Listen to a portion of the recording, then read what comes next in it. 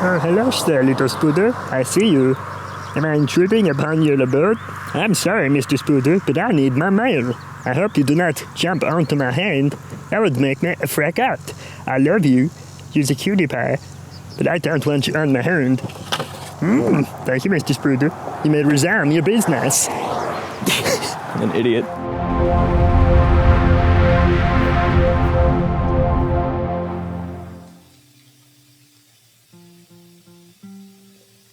I almost never use this thing. I think the last time I used it was for that JonTron video. You know, my most popular and not at all controversial one that I've put out. Could this possibly mean that this is gonna be the most controversial one since then? I don't know. Is sharing your feelings controversial? Probably. I think Aristotle himself said in one of his most revered works, Poetics, no share feel. Have big peen, use 8chan. Pretty sure that's what he said anyway. Hello. Finally got this situated. Prepare yourself for oral softcore.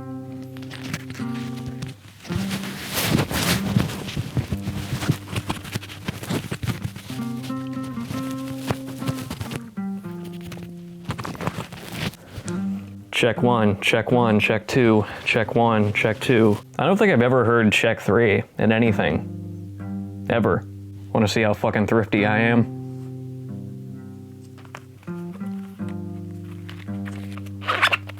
Okay.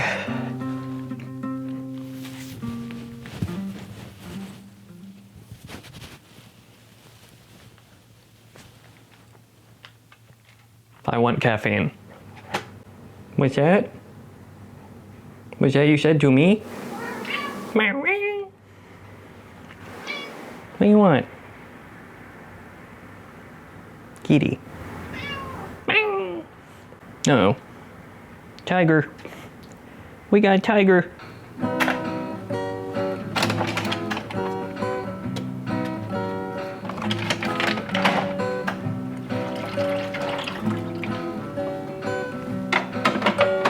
And y'all were afraid that I was gonna run out of ways to shoot this kind of shit.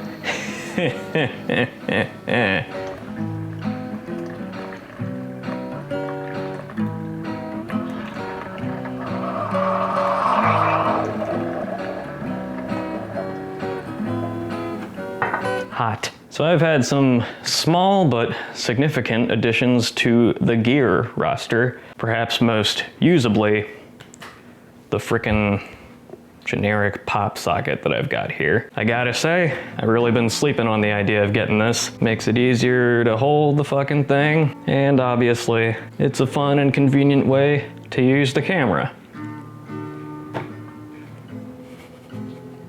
I think I've invented a new style of cinematography. Counter vision, or granite vision. Nah, counter vision sounds better. But yeah, that's convenient, isn't it?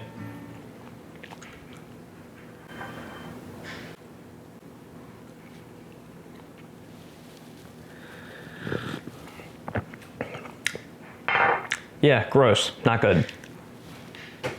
Next up, a very generous gift from a coworker.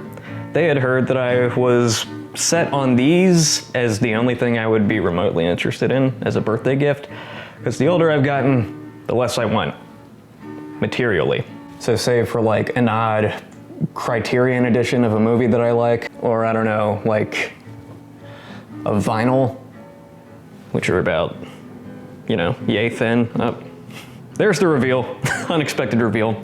They got me one of these, pair of AirPod Pros. Like, I had been scared to get a pair of wireless or Bluetooth headphones for the longest time, just because I know that I tend to misplace shit. But just the fact that you can carry them around in a little Zippo lighter looking case, like that is the only place you can put them, and it charges it that way. It's just like, I like the idea of them. So I was like, yeah, maybe. And then maybe became yes be. And what's really trippy about these is as soon as you take them out of the package, and then as you flip this sucker open, your phone or iPad or whatever you're using immediately sees them. It's like, hey baby, these yours? And you say yes. And then there they go. I also didn't know how I'd feel about the go inside your fucking ear canal design, because typically I don't really care for that. It makes me like feel and hear my heartbeat more intensely than usual. But you put them in and they're pretty seamless. And the big catch, of course, the big catcheroo is that you go into the settings and you've got 3 levels of noise cancellation. These are fucking witchcraft. I was like so shocked, A, at the technology itself, because what is in these that could cut off the external noise? Like, what's going on the inside? Is there a small film? While usable and practical for the act of cutting noise out, is there some kind of like gamma synapse being met in the middle of my head that's gonna shave some years off of my lifespan down the line? I don't know, but I can't hear no annoying ass kids or Zoomers doing a TikTok. So I don't know, kind of worth it in the short term. Then you've got normal, and then you've got transparency. So if you do want to hear the TikToks or the various room tones emanating throughout your house or workplace, you can do that. I'll keep these suckers in at work while I'm listening to music, and then I can easily either hear them right away with transparency mode on, or I pop this puppy out and it pauses anything that was coming out of them in the first place, reactivating it upon repenetration of the ear. Did I successfully make that sound like an accident? Because it wasn't. As soon as I pulled out, I had the thought, okay, only one thing to call it upon re-entry. So much better without gum. If there's any cons whatsoever, sometimes it doesn't register that you've taken one out, so it'll keep one side noise canceled, and then this side's normal. So it like totally throws off my fucking equilibrium as if I'm like partially deaf or something. And then I pop that back in and it like fixes itself. Sheesh, it's weird. And then on a Pavlovian level, you know, I've still got wired earbuds if these things need time to charge, and I'll pop those in. And I've already had these things for a few weeks, so I've been programmed to think anytime I pop an earphone or an earbud out of my ear, that's gonna happen. So when it does it, I'm like,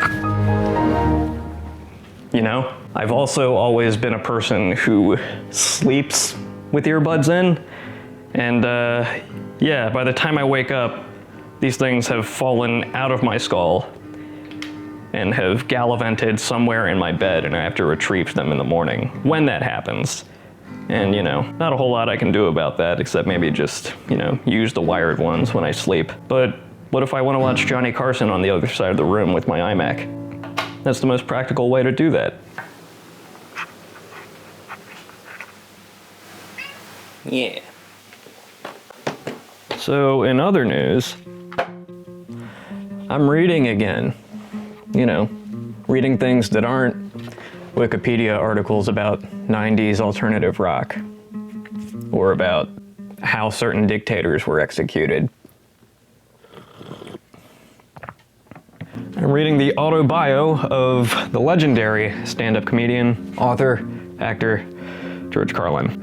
One of my favorite entertainers ever, and a big influence on how I go about writing certain projects. I'm about a third of the way through, and just seeing how such a influential figure became who he was, it's, you know, it's always fascinating. Like, for all intents and purposes, it's a Irish Catholic street rat smartass who got good at being funny in class, and then that evolved into being funny on stages. Along the way, he got more in tune with what was happening in the world, and where I'm currently at, he's starting to get into the solo act that would become, you know, his signature arc as a performer, hitting that middle ground between the youthful, rebellious side and the establishment side. Especially when he got older, he was a master at appealing to both of those groups, paving the way for comedians like him after that.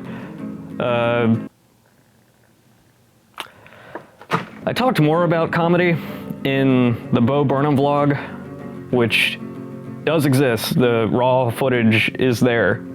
Here's proof.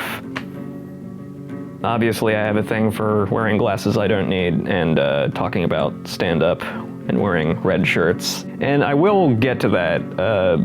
I'll take this time to articulate my frustration of having too many ideas at once, getting some form of progress into the idea before getting derailed by not even having another idea, because typically I am good at having multiple ideas at the same time and committing to them one by one.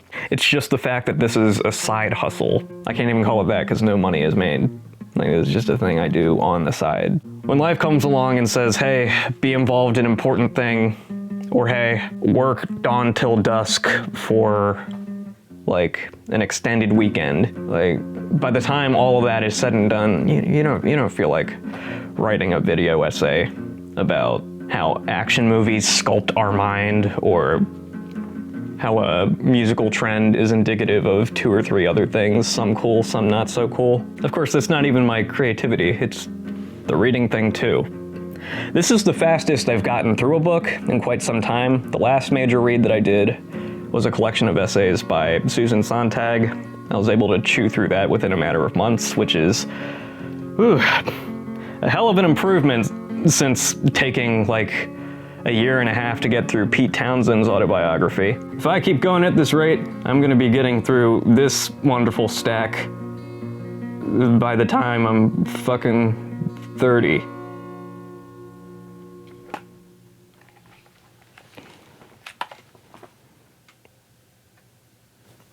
I turn 28 tomorrow.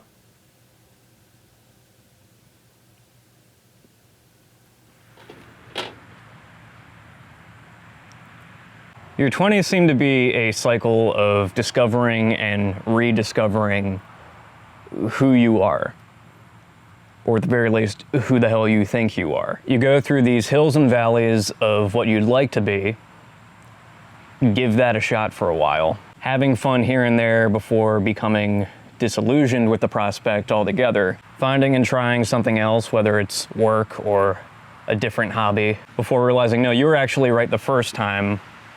You were just looking at it in not quite the right kind of way. You get back to it, this time with a bit more clarity than that first time, and then you do the whole fucking thing over again. Each pass, you shed some skin, you shed some tears, you grow some calluses within your heart and soul and brain.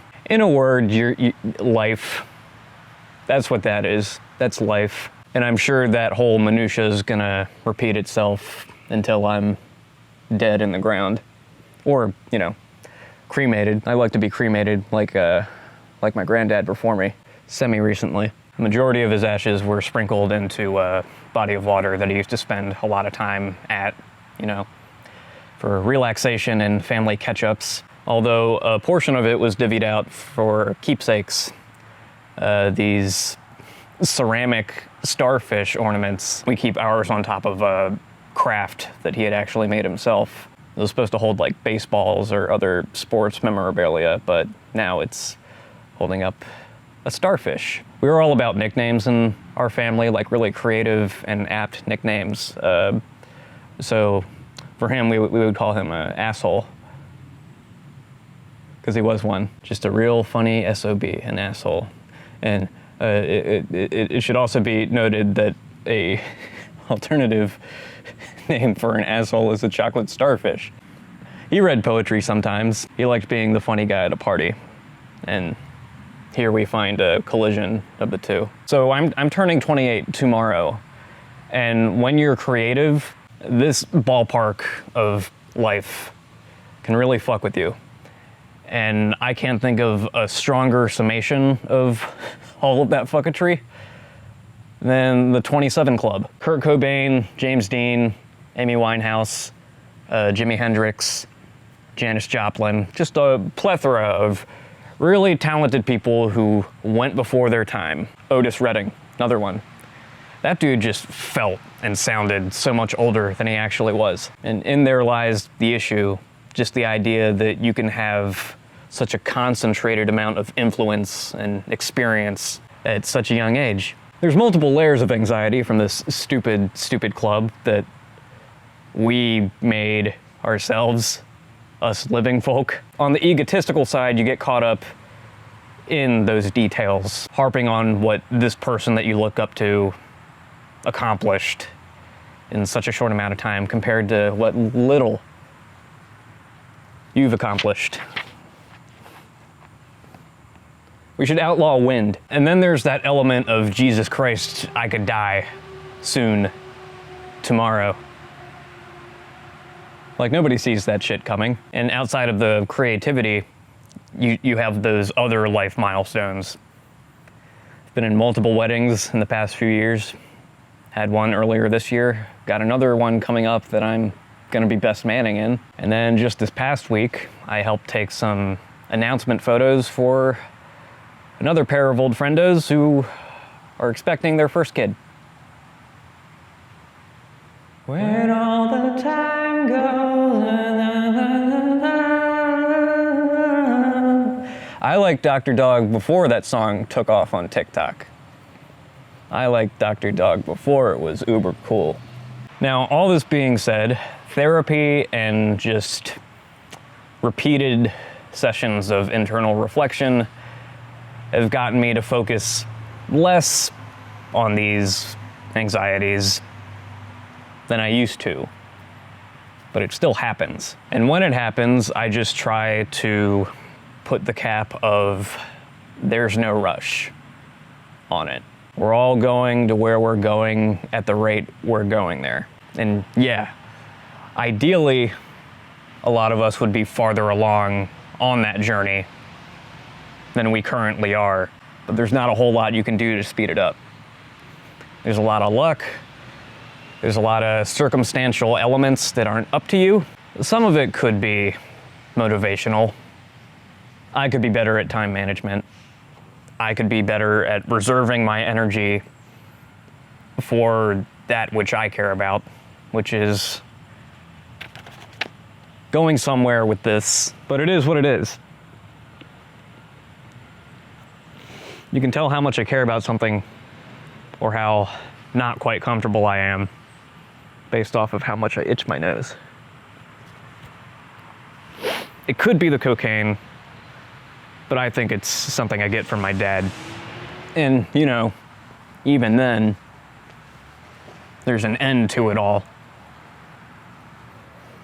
It all being me and you and everybody else.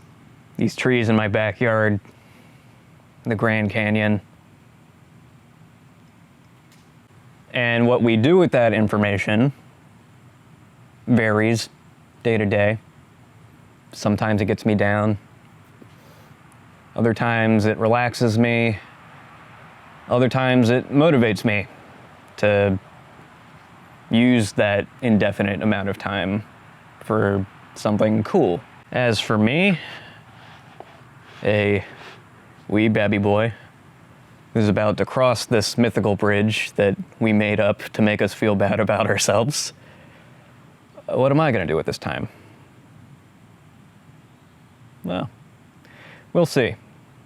Hey, future me, you're 28. How are things looking? Pretty much the same, except there's good coffee now instead of okay coffee. Also, I'm on fire, but, yeah, that might as well happen. No skin off my back. Mostly my scalp.